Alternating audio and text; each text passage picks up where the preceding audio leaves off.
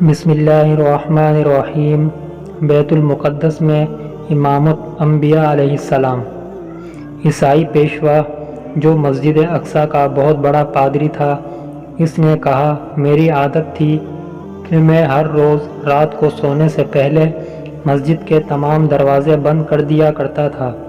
اس رات میں نے تمام دروازے بند کر دیے، لیکن انتہائی کوشش کے باوجود ایک دروازہ بند نہ ہو سکا۔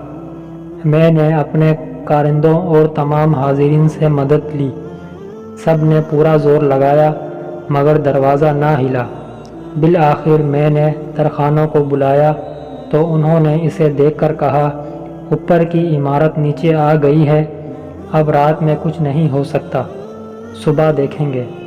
لہٰذا ہم دونوں دروازے کھلے چھوڑ کر واپس چلے گئے۔ صبح ہوتے ہی میں وہاں آیا تو دیکھا کہ دروازہ بالکل ٹھیک ہے، مسجد کے پتھر پر سوراخ ہے اور سواری کے جانور باندھنے کا نشان اس میں نظر آ رہا ہے۔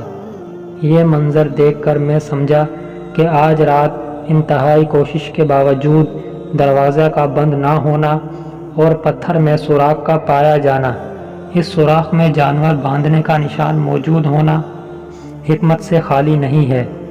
میں نے اپنے ساتھیوں سے کہا کہ آج رات اس دروازے کا کھلا رہنا صرف نبی معظم صلی اللہ علیہ وآلہ وسلم کے لیے تھا۔